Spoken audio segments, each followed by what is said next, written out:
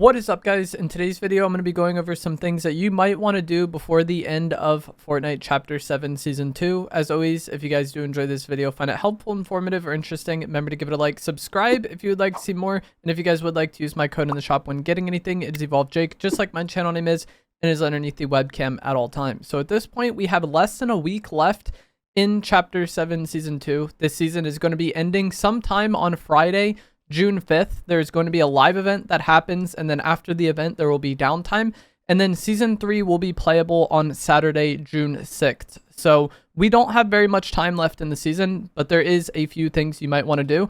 The first is going to be to level up your battle pass and unlock whatever you want from it.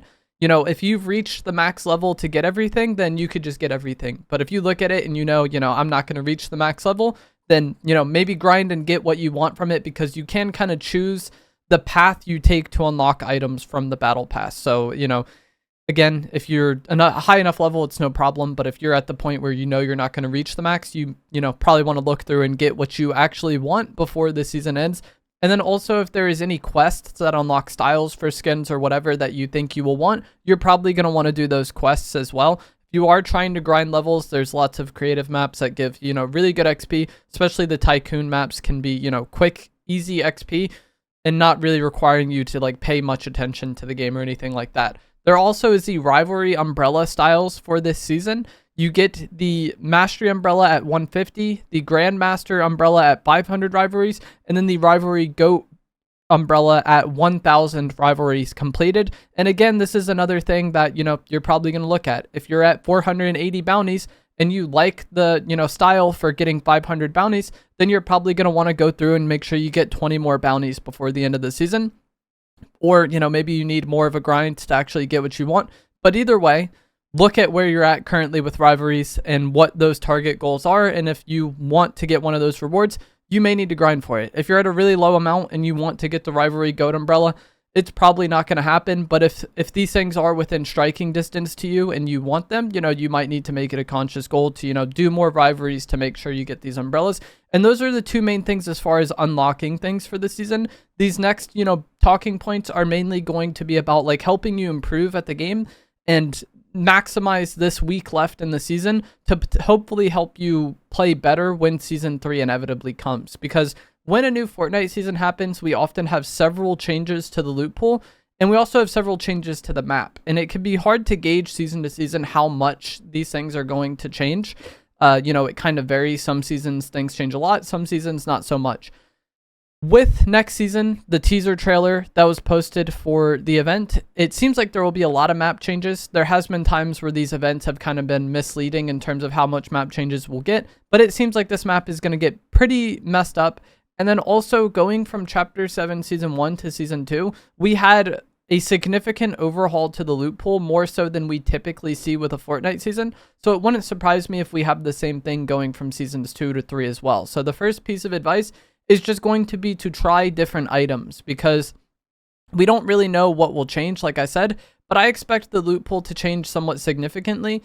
And typically kind of the marquee items leave after a season. So like this season, for example, the 7 power gloves were a part of the loot pool, and it was a part of the kind of showdown Ice King versus Foundation progress, right? Because the 7 is part of Foundation, or the Foundation is part of 7. So I would highly expect these gloves to be removed next season, and that changes the game significantly, especially in zero build, because a lot of fights kind of revolve around the gloves with the uppercut spam and just the mobility aspect. So if you are someone who's been grinding this season, it might be worthwhile to try to play some matches without the gloves, because the playstyle when you have gloves versus not having gloves is a completely different game. And if you're very stuck in that mindset and very stuck in that playstyle of hard playing off the gloves, which made sense for this season, it might be a struggle for you to adapt to next season.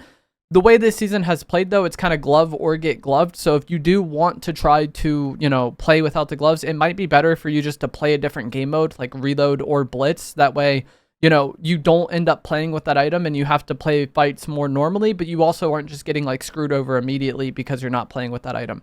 Same thing goes with weapons. If you've been using the cube rifle constantly since it came out, that's probably not going to be there next season. So trying to get used to the more traditional weapons again can help you a lot. And shotguns are another kind of aspect of this, because this season we had the Chaos Reloader shotgun. I would expect that to leave next season. But even if it stays, let's say you've been grinding the Chaos Reloader all season, even if it stays, you're somewhat used to it, you know? But I think playing with like the iron pump again and getting used to that could help you a lot, because I think it's more likely we go towards like a regular pump style shotgun next season than it is we still have the Chaos Reloader. Even if it isn't the iron pump, getting used to that, you know, shotgun playstyle of swapping back and forth several times can benefit you a lot when we do go into the next season, if that's what the meta ends up becoming. And then same thing with twin hammer shotguns. The spammier shotguns are typically easier to use, so if you've been using those the entire season and the entire chapter, probably trying to get used to the pump and get used to the pump playstyle can benefit you if we end up in a pump meta next season. And in a world where the twin hammers are still really good, the time you spent with them will make it easier for you to go back to, you know, anyways, but also they're easier to use as is. And one thing that makes the Chaos Reloader really easy to use is the really high body damage. So going from like a Chaos Reloader to another pump style shotgun, your headshots are more important with the other shotguns, and so you might have a bad habit of just going for body shots if you've been using the Chaos Reloader all season. So getting used to these different shotguns can help a lot. And the same goes with other spray weapons as well. If you've been only using the pistol, it might be gone next season. The burst might be gone next season. Just using a variety of different weapons not only will help you if those weapons end up being the meta next season, but also if a weapon kind of similar to them ends up being the meta next season. And if you've been playing for, you know, years and years, you probably don't need to focus on this as much, but it still can help you. Like this season, for example, we had the Thunderburst in the loot pool. This was a weapon we've already had in Chapter 5. So if you used it in Chapter 5, it was probably very easy for you to get used to this season, even if there is slight differences. And then one thing I usually talk about at this point as well is kind of third-person weapons versus first-person. This season, we didn't really have any dominant first-person ARs, but I talk about that usually in this style of video and kind of recommend people get used to the third-person weapons in case that's what the meta becomes. Like last season, I said, you know, we might not have something like the Deadeye next season. And then it turns out this season was mainly third-person AR or third-person spray open dominated. And so the people who kind of took that advice and used the third-person weapons and got used to them had an easier time adapting to this season. And this is another kind of situation where playing like Reload or Blitz can help you out, because there's a variety of different weapons that you get in those modes and a variety of different like kind of play styles that you have to have.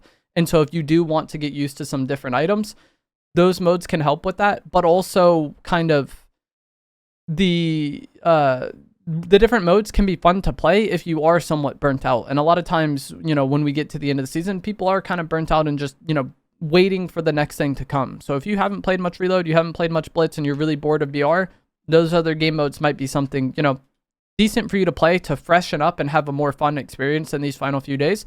But also, you know, maybe it benefits you in the sense that you get used to a different playstyle, or you get used to some different style weapons that may or may not be in next season. The same is going to be true of landing spots.